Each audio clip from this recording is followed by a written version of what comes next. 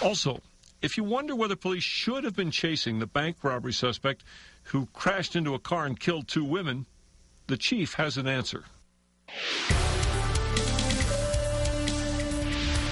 Good evening. In and out of jail for almost a decade. The man police say robbed a bank and then plowed into 2 innocent women, killing them, showed no remorse.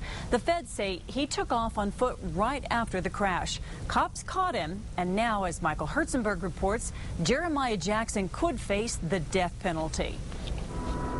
34-year-old Kimberly Aragon Nunez, a mother of 3, and 28-year-old Janice Flores, a single mother of 2, sat at the light on Quail at Coors. They were bringing lunch back to their co-workers. These 2 ladies were doing absolutely nothing wrong. Police say this man, 31-year-old Jeremiah Jackson, lost control of a minivan and killed them. Very unusual case, a very sad case. It started here at the New Mexico Bank and Trust at Candelaria and Louisiana at 11 this morning. Bank employees tell police Jackson told them he had a gun and got away with cash. But APD spotted the minivan and followed Jackson onto westbound I-40. Jackson made them and took off, sped across town on I-40, then exited at Coors and crashed. This is an unbelievable tragedy.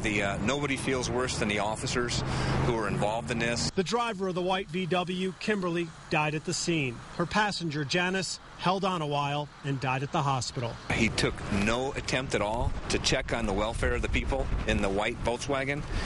He immediately exited his vehicle and fled from the scene and ran 2 blocks and was caught hiding in the backyard of a nearby residence. So why did the officers give chase? Chief Ray Schultz responds saying cops called for the helicopter to track Jackson from the air, but the chopper wasn't there yet, so they couldn't let Jackson go. He's the one who robbed the bank. He's the one that claimed to have had a firearm.